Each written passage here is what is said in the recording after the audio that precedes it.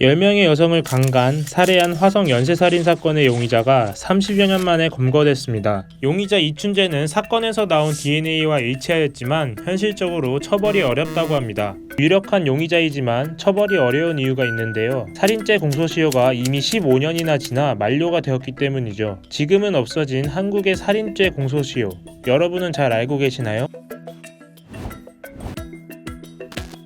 공소시효란 범죄 사건이 일정 기간 지나면 형벌권이 소멸하는 제도인데요. 공소시효가 끝나면 범죄 혐의가 인정되어도 수사 및 기소 대상에서 벗어나 형사처벌을 받지 않으며 범죄의 종류에 따라 그 기간은 다르다고 합니다. 공소시효가 있는 이유는 세월이 흐르면 사건 관련자들의 기억이 흐릿해지고 증거가 제대로 보존되지 않을 가능성이 커져서 공정성이 떨어지기 때문입니다. 또한 장기간 수사에 드는 비용 문제도 공소시효의 필요성으로 꼽힙니다. 한국의 경우 살인죄의 공소시효는 2015년 7월에 태안이법에 의해 폐지되었습니다. 태안이법은 1999년 6살 김태환 군이 대구 골목길에서 괴한에게 황산 테러를 당해 숨진 사건을 계기로 제정되었다고 합니다. 김태환 군은 병원으로 이동해 산소호흡기에 의존하여 49일 동안 화상 치료를 받았지만 결국 사망하였고, 명백한 살인 사건에 대해서는 공소시효를 폐지해야 된다는 여론이 생겼습니다. 2015년 7월 31일 태안이법이 시행되었지만 법 시행 전 발생한 사건은 공소시효가 완성되지 않은 경우에만 적용 대상으로 삼아